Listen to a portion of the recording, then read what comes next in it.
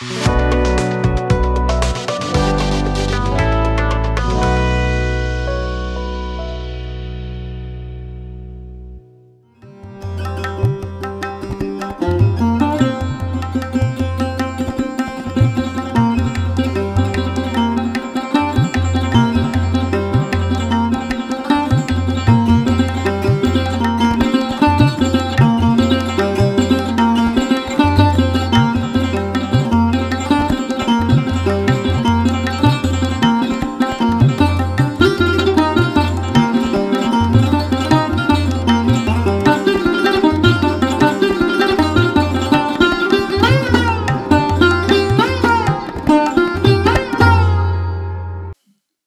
जीशु ख्रीष्ट अति बहुमूल्य नाम प्रभु को दास भाव में आपण मानक ख्रीष्ट नमस्कार जनाए गोटे नुआ सकाल आशा राज्य अध्याय में स्वागत जनाऊँगी। प्रभु आपण मानक प्रत्येक को बाहुल्य रूपे आशीर्वाद करूँ। आज जो प्रसंग में प्रभु को बाक्य आलोचना करवा आलोच्य प्रसंग होची रण कौशल शिखंतु। रण कौशल शिखंतु केमिति युद्ध लड़ीबार अच्छी आम शिखिबार अच्छी, शत्रु को केमिति मुकाबला करिबार अच्छी, शत्रु को केमिति परास्त करिबार अच्छी ताहा आमे जानिबा दरकार, ताहा जानिबा दरकार। मोर प्रिय भाई भनी मान मस्त खोलंतु आपण माने द्वितीय वंशावली 20 पर्व तार प्रथम पद लिखा जाउछि अनंतर मोयाब संतानगण आमन संतानगण सेमानक संगे अमनीय केतेक लोक जियोसापट को प्रतिकूल युद्ध करने को आसिले। माने एका थर को सबू माड़ी आसुछ, माने जेमिति से माने जियोसापट को परास्त करेंगे आ जियोसापट जितबार बंचीबार संभावना नहीं, आम समस्ते मिसिक आक्रमण करवा। से केतेक लोक जियोसापट को संवाद दी कहले समुद्र से पारिस्थ ओराम देशरू एक महाजनता आपण को प्रतिकूल आसुअछंती। आउ देखंतु से माने हसन तामरे अछंती, कोठी अछंती पाखरे आका पहुंची गलेनी से माने अछंती।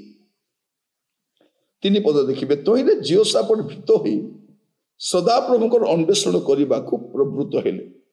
पुणी जिहुदार सर्वत्र उपवास घोषणा कराइले। से कौन करुछंती देखंतु रण कौशल देखंतु। लोक माने युद्ध लड़ीबा को आछंती, लोक माने तांको विरुद्ध आछंती, ये कौन करिवे ये जानि पारु नांती।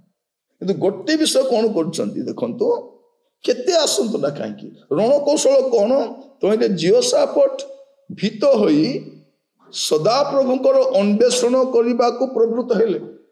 से आउ कहा पछरे जाऊ नांती, से सदा प्रभुकर अन्वेषण करने को प्रवृत्त हेले। पुणी जिहुदार सर्वत्र उपवास घोषणा कराइले। 4 पद कौन लिखा जाउछि आउ जिहुदार लोक माने सदा प्रभु को साहाय्य मागिबा पई आपण मान को एकत्र कले। सदा प्रभु को अन्वेषण करने को जिहुदार समुदाय नगर को लोक माने आसिले। एटा होछि रण कौशल। रण कौशल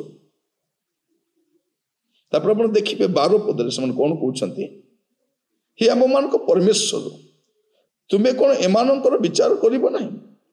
कारण आम मान प्रतिकूल आगत ये बृहत दल विरोध में आम मान कौन सी पराक्रम नाही बा कौन करने को हेबो या मान को आम जानू ना, केवल तुम प्रति आम मान दृष्टि अच्छी। भाभी देखंतु एमाने एते प्रभु को निर्भर कर आमे कौन हुए प्रिय माने समस्या आसिले आमे सामना करबा पई जाऊ, आमे साक्षात करबा को जाऊ। मु आपण मान को कहिबा पई चाहे रण कौशल करो आपण न जाई आपण को प्रभु को जीवा पई दियंतु। एई फॉर्मूला आपण अप्लाई करंतु आपण मध्य चिड़िबे। तापर कौन लेखा 13 पद रे एथिरे समग्र जिहुदा आपना मानक शिशु भार्या संतान संतति सहित सदा प्रभु को सम्मुख रे ठिया हेले। कोठी ठिया हेले निराश ही कोठी ठिया ही नांती, सदा प्रभु को सम्मुख रे ठिया हेले। 15 पद तो से कहिले हे समग्र जिहुदा और जेरूशलेम निवासी माने तो माने आउ हे महाराजा जियोसापट एबे सुनो सदा प्रभु तुमान को कथा कहती ए महाजनता सकाश तुमाने भय न करो कि निराश न हुओ, कारण यही युद्ध तुम मान नुहे मात्र परमेश्वर करो। ये कौन हो जनक उपर प्रभुकर आत्मा आसुची, प्रभुकर आत्मा आसिला अधिष्ठान कला परे से यही कथा कहते तुम्हें डरवा दरकार नहीं, प्रभु तुम को साहाय्य करेंगे जिणेबे। यहाँ हूँ रण कौशल।